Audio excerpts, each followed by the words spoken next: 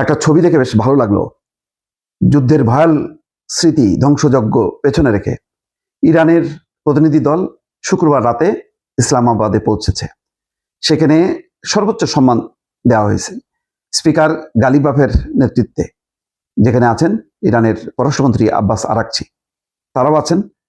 তারা পৌঁছেছেন এবং অভ্যর্থনা জানান ইসহাকদার, পাকিস্তান পররাষ্ট্রমন্ত্রী, ন্যাশনাল অ্যাসেম্বলির স্পিকার সর্দার আয়াজ সাদিক, সেনাপ্রধান ফিল্ড মার্শাল আসিম মুনির এবং স্বরাষ্ট্রমন্ত্রী মহসিন নকভি। এবং ইসহাকদার আশা প্রকাশ করছেন সংঘাতে স্থায়ী এবং টেকসই সমাধানের লক্ষ্যে পাকিস্তান তাদের মধ্যস্থতা এবং সহযোগিতা অব্যাহত রাখার ইচ্ছা পুনর্ব্যক্ত করেছে।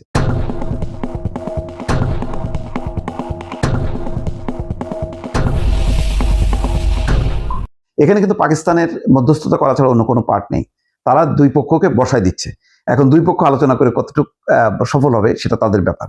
এখানে যেটা পাকিস্তানের সরাসরি কোনো ভূমিকা না থাকলেও পুরো মধ্যস্থতা আয়োজন করা এবং দুই পক্ষকে নিয়ে এসে ইসলামাবাদে নিয়ে আসা, পাকিস্তানের ইতিহাসে এরকম ঘটেনি। এত বড় যুদ্ধ, এত বড় সংকট সমাধানের জায়গা হবে ইসলামাবাদ, এটা কল্পনাই করা যাচ্ছে না। ফলে পাকিস্তান এই সংকটে, মানে যুদ্ধের এই সংকটে নিজে কোনো শরিক না, কিন্তু শরিক না হয়েও তাদের একটা গুরুত্বপূর্ণ একটা অবস্থান, একটা মর্যাদায় কিন্তু তারা উপনীত হয়ে গেল।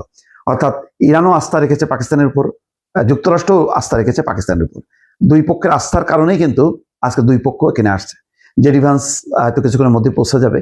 আজকে দিনের বা বিকেলে কোনো একটা সময় প্রাথমিক আলোচনা শুরু হবে। রোববার হয়তো আরো পূর্ণাঙ্গ আলোচনা হবে। কয়দিন আলোচনা চলবে কিছুই বোঝা যাচ্ছে না, নির্ভর করে মনোভাবের উপর। দুই পক্ষই পাল্টাপাল্টি হুঁশিয়ারি দিয়ে রাখছে। মানে ট্রাম্প তো বলছে যে এই যে এখন যে ব্রেকিং নিউজ হচ্ছে দর্শক, সেখানে বলা হচ্ছে যে জেডি ভ্যান্সের নেতৃত্বে যুক্তরাষ্ট্রের প্রতিনিধি দল তারাও কিন্তু পৌঁছে গেল। তার মানে শুক্রবার রাতে আসছে ইরানের প্রতিনিধি দল, আর কিছুক্ষণ আগে আসছে জেডি ভ্যান্স আমেরিকা থেকে পাকিস্তানে। তো ইসলামাবাদের এই আলোচনার মধ্য দিয়ে পাকিস্তান তার একটা অবস্থান সে পৌঁছে গেল।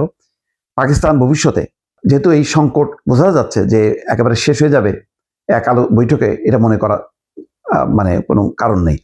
তার মানে এই সংকটটা থাকবে এবং যতবার সংকটটা আবর্তিত হবে পাকিস্তান কিন্তু গুরুত্ব পাবে। সব পক্ষই পাকিস্তানের কাছে আসবে এবং পাকিস্তান এটা নিয়ে ফয়সালা করবে। এই ফয়সালা করতে যেয়ে কিন্তু পাকিস্তান তার একটা দেশ হিসেবে তার যে গুরুত্বটা বিশ্বের এক মানে শক্তির মঞ্চে, তারও কিন্তু একটা অবস্থান বিশ্ব কূটনীতির একদম শীর্ষ পর্যায়ে পাকিস্তানও কিন্তু তার অবস্থান ধীরে ধীরে পোক্ত করছে। একসময় ভারত কিন্তু ওই অবস্থানে ছিল, কিন্তু কেন জানি এবার মধ্যপ্রাচ্যের এই যুদ্ধে ভারত একেবারেই নিষ্ক্রিয়, নিষ্পক।